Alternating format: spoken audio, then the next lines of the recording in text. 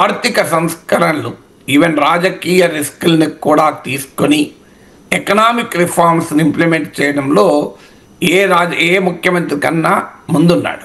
ఇప్పుడు అందరూ మాట్లాడుతున్నారు పెట్టుబడులు ఆహ్వానించాలి అని, కానీ చంద్రబాబు నాయుడు వద్ద బిగినర్.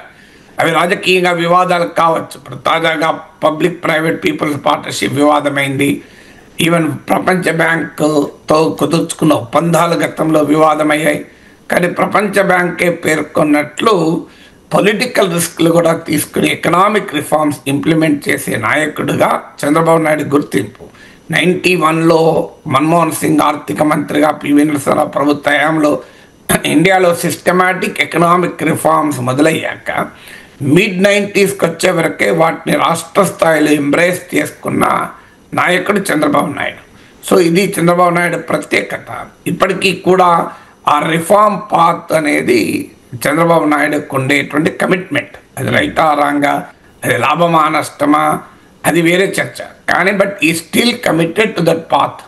సో అందుకే మీరు గమనించండి, బహుశా ఏ ముఖ్యమంత్రి కూడా ప్రపంచ కార్పొరేట్ రంగంలో, గ్లోబల్ ఫైనాన్షియల్ ఇన్స్టిట్యూషన్స్లో కూడా పాపులారిటీ ఉన్న ముఖ్యమంత్రులు ఉండరు.